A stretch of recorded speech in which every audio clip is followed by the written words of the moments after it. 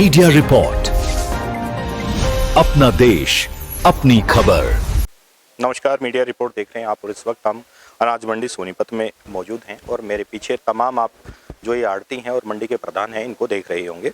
बातचीत करेंगे कि जब किसान का पीला सोना मंडी में आता है तो कहीं ना कहीं सरकार द्वारा व्यवस्था करने की बजाय उसको अव्यवस्था में बदल दिया जाता है। किसान परेशान होता है और परेशान होकर किसान जिस तरह की बातें करता है, जिस तरह का रोना रोता है, उसको फिर तमाम पार्टियां उसके साथ खड़ी हो जाती हैं और कहती हैं कि किसान हितैषी जो सरकार है वो बीजेपी नहीं है।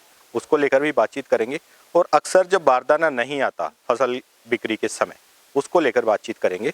किसानों की समस्याएं क्यों पैदा की जाती हैं, बायोमेट्रिक क्यों पैदा हुई, उसके बारे में भी बातचीत करेंगे। वर्मा जी क्या कहेंगे जिस तरह से बायोमेट्रिक लागू कर दी गई और किसान अक्सर फसल के बिक्री के समय पे रोने लगता है कि सरकार एक एक दाना खरीदने का वादा करते हुए उसको नहीं खरीद पाई, तो क्या कहेंगे उसके बारे में? देखिए जी, ये जो बायोमेट्रिक की जो प्रणाली अब की बार सरकार ने लागू की है, विशेषतः तो ये सरकार ने इसलिए लागू की है कि हमारे जो हरियाणा का किसान है वो हरियाणा के किसान का माल हरियाणा की मंडियों में ही आए और वो माल खरीदा जाए। उसके लिए क्योंकि पीछे जो है कुछ ऐसा जैसे धान का घोटाला हुआ, उसमें बहुत लोग इन्वॉल्व थे, उन्होंने बाहर से ला के कुछ लोगों ने कर दिया, लेकिन उसका खामियाजा पूरे हरियाणा प्रदेश के किसानों को ना होता तो हमारा मानना ये है कि शायद अगर इसको धान के सीजन में ज़्यादा शुरू करते तो ज़्यादा अच्छा होता। क्योंकि इसका कारण ये है कि ये 15 दिन का समय है इस गेहूं का, और धान के की जो समय सीमा है उसकी जो क्रॉप आने की वो थोड़ी लंबी होती है।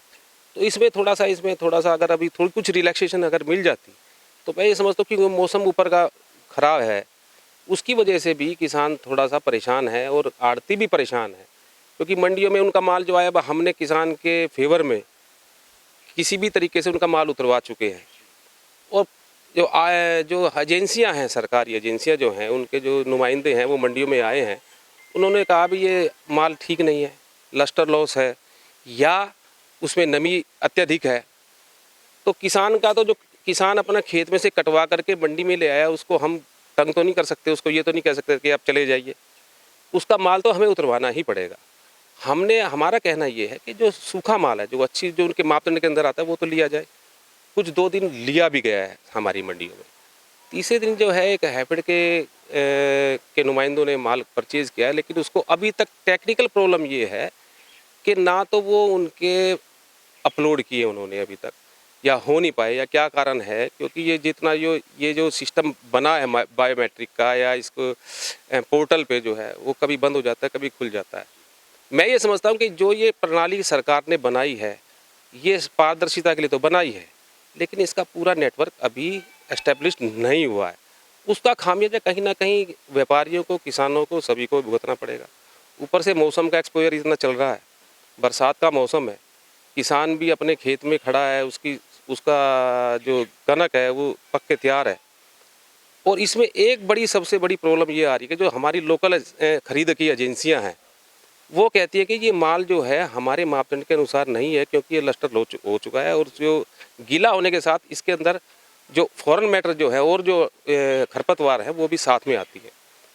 तो इसके लिए हमने जब अधिकारियों से बात की है, उन्होंने ये बताया कि जी कि सेंटर से FCI की एक विशेष टीम आती है, वो आकर के यहाँ जितना भी माल अभी मंडियों में पड़ा है या जो आएगा उसकी क्वालिटी को उसका ले करके उसके सैंपल सेंटर में जाएंगे। उसके बाद वहाँ से उसको अगर लस्टर लॉस घोषित किया जाता है तो ये लोकल एजेंसियाँ जो हमारे यहाँ हैफेड है, कनफेड है या SWC है, ये लोग परचेज उसके बाद कर पाएंगे, ताकि ये माल को, क्योंकि सेंटर पूल में ये माल जाना है तो सेंटर पूल में ये माल वहाँ जाके एक्सेप्ट हो जाए। आज उनका कहना ये है, जो हमारे यहाँ लोकल एजेंसियाँ हैं, कि अगर हम माल ये खरीद लेंगे और कल को अगर ये माल सेंटर पूल में गया और हमारा वहाँ रिजेक्ट हो गया तो हम क्या करेंगे। तो हर पल पे कहीं ना कहीं टेक्निकल प्रॉब्लम्स हैं। उनके लिए हमारे उच्च अधिकारी जो है कोशिश तो कर रहे हैं कि जल्दी से जल्दी शॉर्ट आउट हो जाए। लेकिन दूसरा ये बायोमेट्रिक का और इतना जो सिस्टम है, नया सिस्टम आया है, उस सिस्टम को नए को समझने के लिए हमें ही पूरा टाइम से पूरे जो कर्मचारी इसमें लगे हुए हैं उनको पूरा समझ में नहीं आ पा रहा है। तो किसान तो बेचारा, मैं अनपढ़ तो नहीं कहूँगा, लेकिन इतना जागृत नहीं है, या जो हमारे लोग इतने जो मंडियों में बैठे हैं वो भी इतने ज़्यादा उसके लिए सजग नहीं हो पाए हैं कि तो वो इतना एकदम ये कार्यक्रम इतना जल्दी से स्टार्ट हो जाए। हमारा मानना ये है कि हमारे जो उच्च अधिकारी हैं, जो इस चीज़ को पूरी को, इस पोर्टल को, इस सिस्टम को संभाल रहे हैं, इसके अंदर क्योंकि समय सीमा बहुत थोड़ी सी है और इसके अंदर सारा माल आना है, इसके अंदर कुछ रिलैक्सेशन अगर मिल जाती है, हो जाता है, तो ये आराम से काम निकल जाएगा सीजन, ऐसा मेरा मानना है। हर बार जब कोई नई सरकार आती है या नया साल शुरू होता है और गेहूं की खरीद का मौसम आता है, तो सरकार वादा करती है, दावा करती है कि एक एक दाने को खरीदा जाएगा, लेकिन फिर से वही समस्या दोहराई जाती है। तो इसको लेकर सरकार की तरफ से क्या प्रक्रिया ऐसी चले कि किसान मजबूर और दुखी ना हो? देखिए जी, यही मैंने बताया, सरकार इस मामले में बिल्कुल प्रतिबद्ध है कि किसान का, जो हमारा हरियाणा का किसान है, उसका एक एक दाना जो है वो ज़रूर खरीदेगी, इसमें कोई दो राय है नहीं। लेकिन इसको खरीदेगी इसीलिए कुछ ना कुछ इसके अंदर हमें रिलैक्सेशन मिले, मंडी के जो व्यापारी हैं उनको भी मिले और किसान को भी मिले। अगर मौसम का इफेक्ट आ गया है, उसमें नमी कुछ ज़्यादा, तो नमी के अंदर भी इसके रिलैक्सेशन मिलनी चाहिए। और जो ये प्रक्रिया जो अभी जटिल सी प्रक्रिया हो गई है या लोगों के समझ में अभी नहीं आ रहा है, हो सकता है आने वाले टाइम में ये और इसका कोई अच्छा परिणाम भी आ जाए, लेकिन इस विषय में कहीं ना कहीं थोड़ी थोड़ी जिसको रिलैक्सेशन मिल जाएगी तो ये काम, ये सीजन आराम से भगवान की दया से पार हो जाएगा।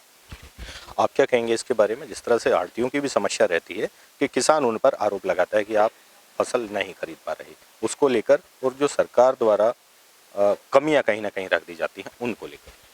देखो जी, मेरा मानना ये है, पीछे जो करनाल में आपने भी सुना होगा भाई कुछ धान घोटाला हुआ, उसमें मैं समझता हूँ किसी किसान का कोई दोष नहीं है।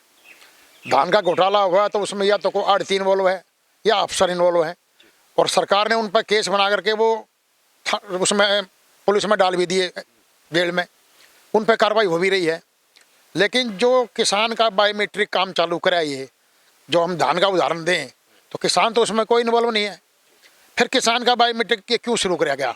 भाई ना नहीं खत्म कर है, खत्म करा देवता उसका दंड हो रहा है। कसूर तो कराया अफसरों ने, मिली भगत तो करी अफसरों ने या प्रशासन ने या राजनीतिक आदमियों ने, और बायोमेट्रिक लागू कर दी किसानों पे। किसान का तो कोई करनाल में धान घोटाले में कोई दोष नहीं। फिर ये बायोमेट्रिक क्यों चालू करी गई?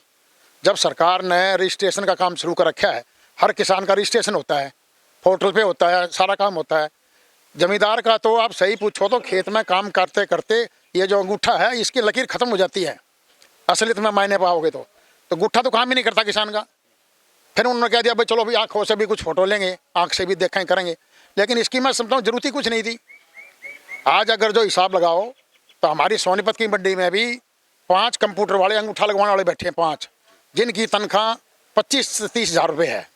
तो 1,000 रुपये रोज हो गया कम से कम, 1,000 रोज में 5 के 5,000 रुपये रोज हो गए। पूरे हरियाणा की 200 मंडियाँ हैं तो कितने रुपये हो गए? कई करोड़ रुपये बैठेगा जो सरकार को नुकसान हो रहा है इसका, लेकिन कोई इस बात को सोचता नहीं। बायोमेट्रिक में ही खाली 2-3 करोड़ रुपया नुकसान है सरकार को। जो कर्मचारी बैठे ये फ्री में थोड़ा आगे, तनख्वाह एक की 25 से 30 हज़ार पता कर लो आप।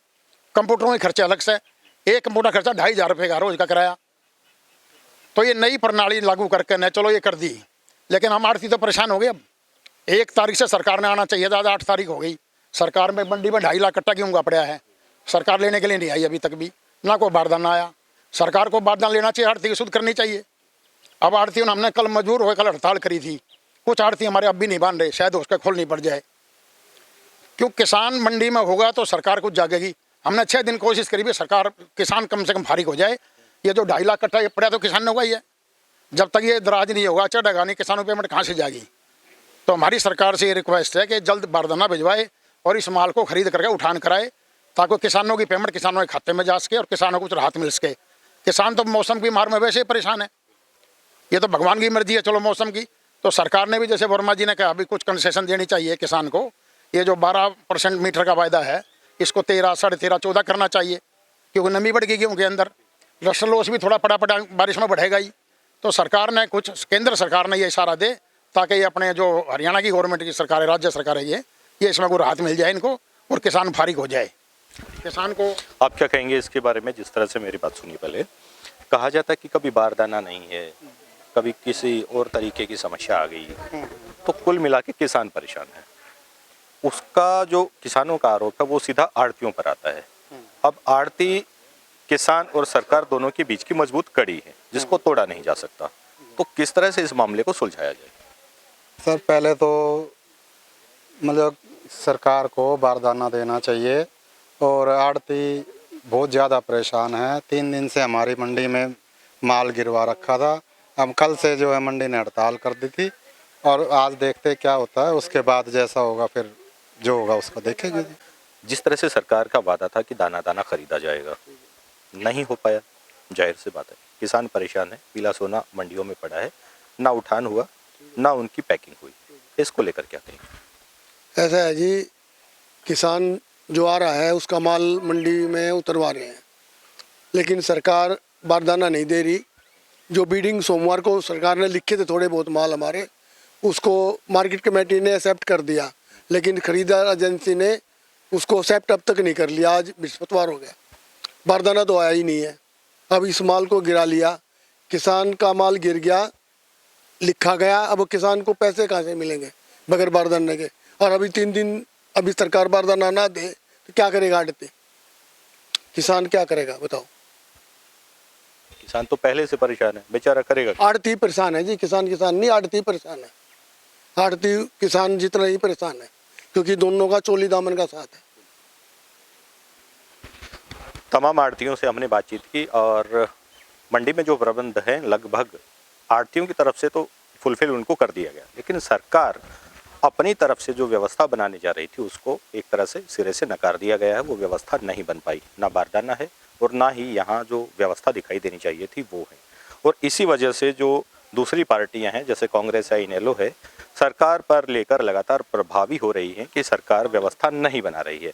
अब देखना ये होगा कि सरकार इस पर कितना जल्दी संज्ञान लेती है। आप देखते रहिए मीडिया रिपोर्ट। क्या आपको लगता है कि जॉब का संकट आने वाला है? तो आज ही ज्वाइन करें सनसाइन कैंपस खरखौदा।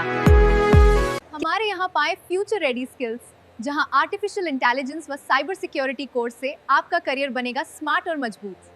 यहाँ सीखे office 365, Google office, tally prime, AutoCAD, C++, Python, web development, graphic designing और डिजिटल मार्केटिंग, जिससे जॉब के अवसर बढ़ते हैं तेजी से।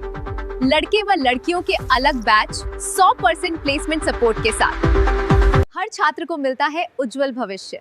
हरियाणा सरकार से प्रमाणित कोर्स के साथ अपने सपनों को दे नई उड़ान और सफलता। अभी संपर्क करें sunshine campus, bank of Baroda के ऊपर, सांपला रोड, खरखौदा, या स्क्रीन पर दिए गए नंबर पर। मीडिया रिपोर्ट पर खबरों से जुड़े रहने के लिए चैनल को सब्सक्राइब करें और देखते रहें मीडिया रिपोर्ट।